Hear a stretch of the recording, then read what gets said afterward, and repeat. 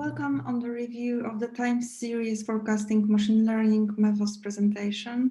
It's a great pleasure to having me here and a great opportunity to present our experience with the time series methods. My name is Kasia Materka and I am Cloud Computing Unit Director in Polish software house company 7Bulls. Together with me is Ania Kosiorek, who is a senior data scientist in AI investments company.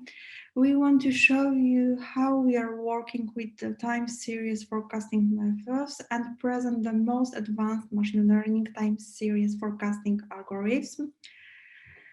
AI investments, it's working very intensively with these methods to optimize investments portfolio and achieve very good results in it.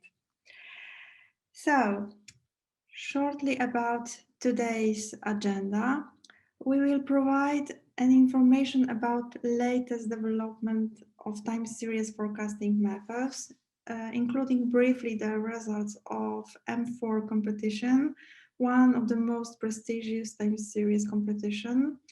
Then we will briefly describe AS hybrid method, Facebook Prophet, Gluon TS, NBITS, and Teslin machine.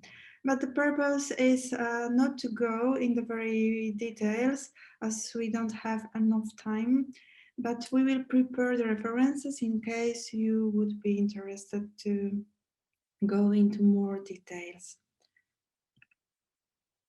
So, why we want to present this topic? The key reason is the dynamic development of the forecasting methods and much better results achieved by the latest methods comparing to previously used ones. The prediction accuracy is much higher than statistical methods, which have been used for a very long time. The machine learning and AI proves its superiority in many areas, so time series forecasting is not an exception. These methods are used in many business domains like sales, like mobility, like health, and also in the financial applications. And the financial time series are very difficult to predict. By using the latest methods, we are able to achieve over 60% accuracy, which is a very high for financial time series. And thanks to that, we can build profitable trading strategies as the results of AI investments shows. So Anu, let's move on. So let's start with some definitions. Time series is simply ordered in time list of values of a given attribute. Time series could be either univariate or multivariate. And there are many different tasks concerning time series, like clustering, classification, inputting missing values. Today we'll focus on time series forecasting, which means predicting the not known future values of time series.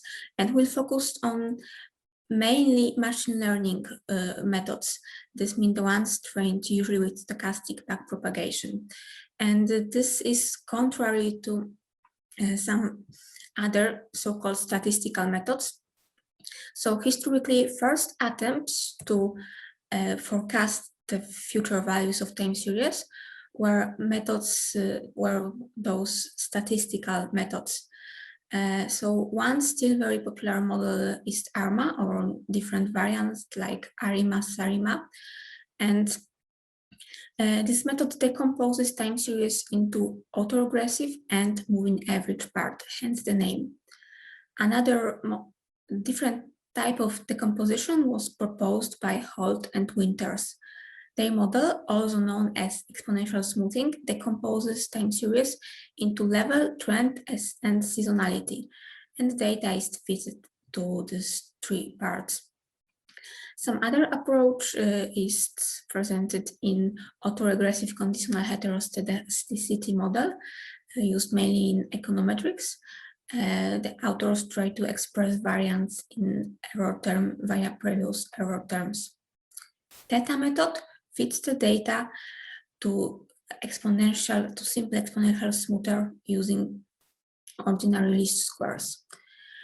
And what works better than single method usually is some assemblation of these methods.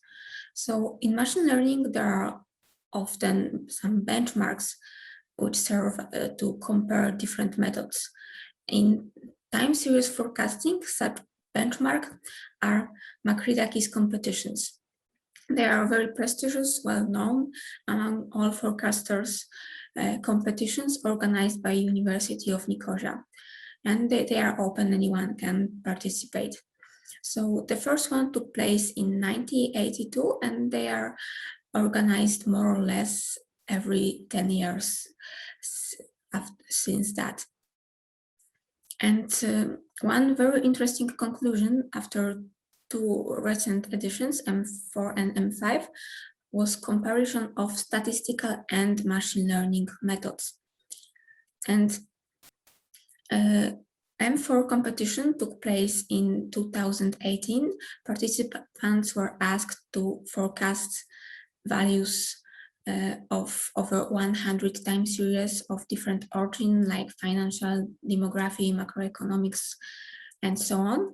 The time series have different periods from hourly to yearly. And even though purely machine learning models didn't work well, the first two places were won by hybrid models, which somehow incorporated both statistical approaches and machine learning.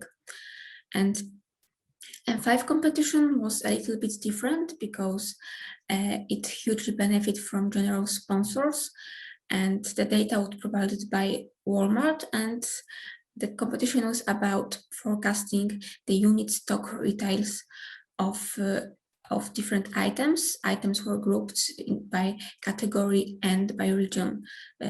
This kind of series with grouped values is called hierarchical. And in this task, the task of forecasting this hierarchical unit sales was dominated by machine learning methods. Unfortunately, unlike in previous editions, the submissions weren't public, but most of the models that won top places used LightGPM-like algorithms. Both M2 and M5 competition consisted of two parts. One was providing point forecast as accurate as possible, and another one was about providing confidence intervals for the forecasts. And so let's focus on the winner of M4 competition, Sławek Smyl from Uber Technologies. So one good approach to combine machine learning and statistical model could be using a statistical model like exponential smoothing to standardize the data and then fit in machine learning model on such pre-processed data. However, what Smyl did is much more. He integrated the standardization procedure into training process. So exponential smoothing had the three parameters per series, one for level, trend, and seasonality. And during training, the parameters of pre-processing procedure are trained together with the weights of the neural network, which was long short-term memory network, state-of-the-art variant of it. And all the weights are trained with the same backpropagation algorithm. And Smyl's model benefits a lot from assemblation on various levels. So these are the sample architectures he used. They are dilated, residual, or attentive LSTMs for different periods and different tasks. Short after M4 competition was closed, a group of researchers announced that they can beat Smyl's result using purely neural network model. This model is called NBITS. It's a unique stack of blocks organized using doubly residual principle.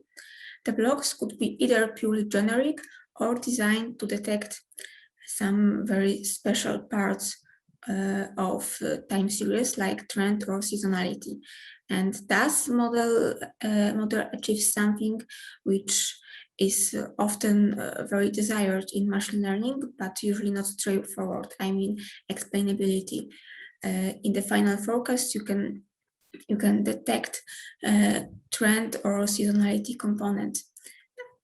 And also this approach facilitates transfer learning. And its authors also used ensampling.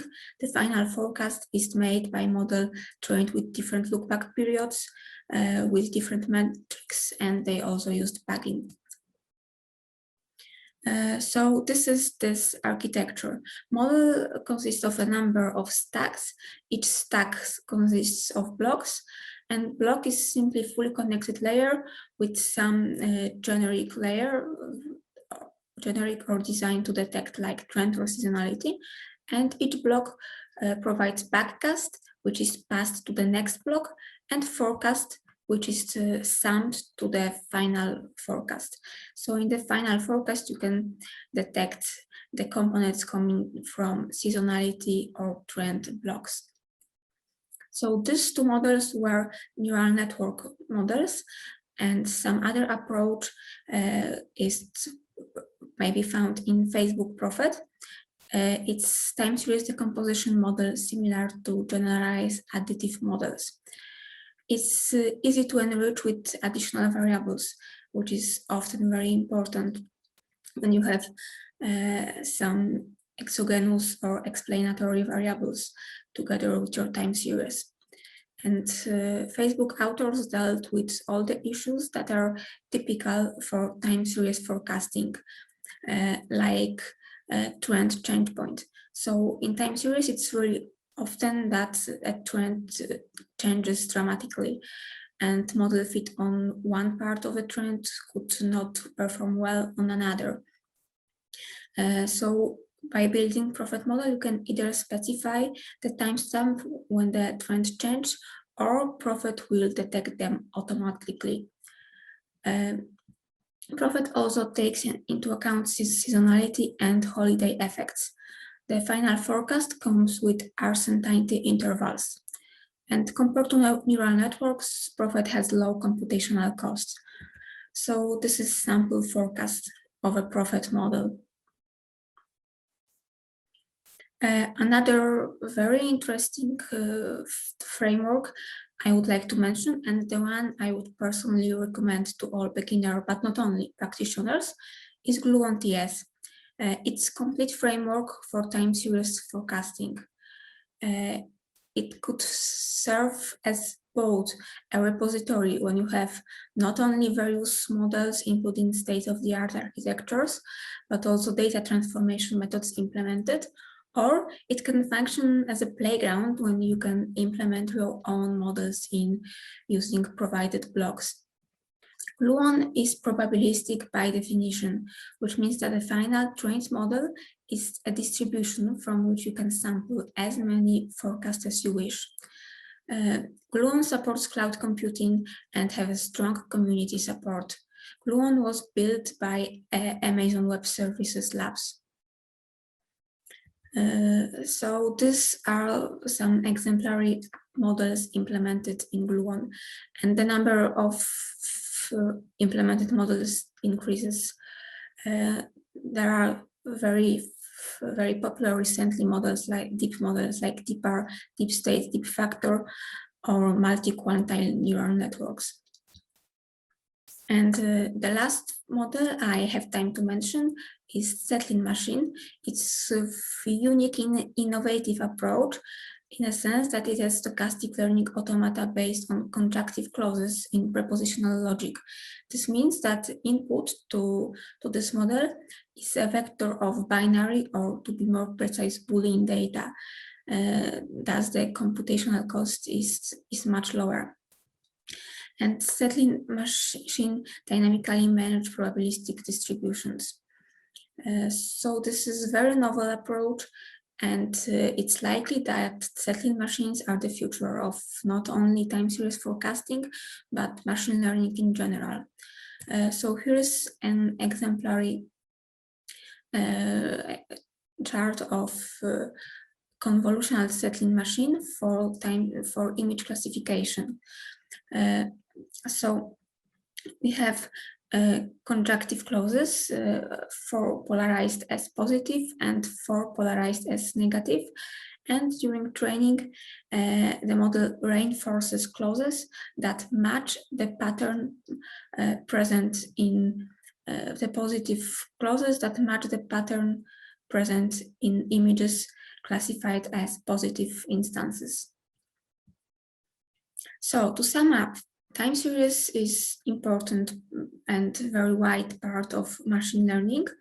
It must deal with issues that are not typical for other machine learning problems, namely seasonality and autocorrelation in the data, abrupt change point that may happen at any point. This data is often modeled by some exogenous variable which need to somehow be included in the model. What is more, you often want to have not only point forecast, but also forecast coming with confidence intervals. And it's hard to define a good metric for such tasks. But luckily, we have a lot of excellent model that can well deal with all these difficulties. So thank you for your attention, and I am open to any discussion. Are there any questions?